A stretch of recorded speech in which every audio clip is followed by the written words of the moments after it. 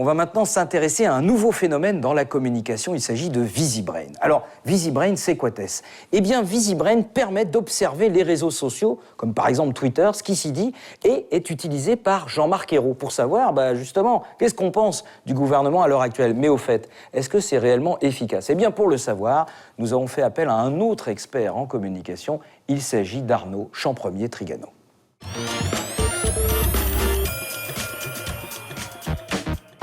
Twitter, c'est ici que démarrent les crises médiatiques.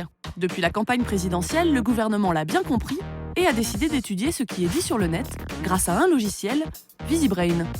Pour notre Premier ministre, notamment, c'est un moyen de savoir ce qui se dit sur lui et ce qui agite l'opinion publique. Ça permet aux politiques, sur cette question précise, d'anticiper ce qui va être la réaction des médias. Donc, soit de s'y préparer et de préparer une réponse, soit même d'intervenir avant même que cette information rebascule sur la télé.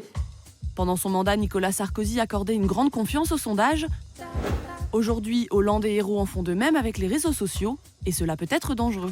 Si c'est pour se substituer au sondage, c'est un problème. Si c'est pour s'additionner au sondage et à toutes les autres formes de perception, c'est très bien. C'est-à-dire que c'est un miroir, mais c'est un miroir déformant, parce que ce que l'on dit sur Twitter, c'est pas forcément ce que l'on pense. Grâce à leur mouchard virtuel, les politiques sont informés heure par heure de ce qui agite la toile. Pour le gouvernement, anticiper les réactions des médias et des réseaux sociaux est crucial pour adapter leur stratégie de communication. Comme on est sur un outil en temps réel, on est tenté de répondre en temps réel. Or, on le sait, en communication, il y a des délais de diffusion, des délais de digestion qu'il faut respecter, et donc on a tout intérêt à attendre un petit peu avant de réagir en communication sur certains aspects et sur certaines crises en particulier. Car à vouloir réagir à tout va sur Twitter, on risque la bourde. Et ça, les médias ne le rateront pas.